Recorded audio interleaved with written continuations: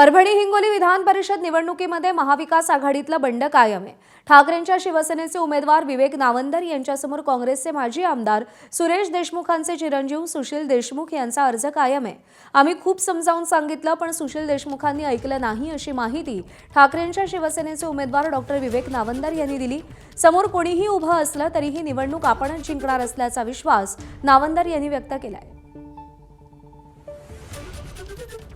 सदरील उमेदवारांनी काही त्यांच्या पक्षाकडेही तिकीट मागितलं नव्हतं, पण दुर्दैवाने पक्षाच्याच नगरसेवकांना त्याच्यामध्ये सूचक म्हणून घेऊन त्यांनी तो अर्ज दाखल केलेला आहे।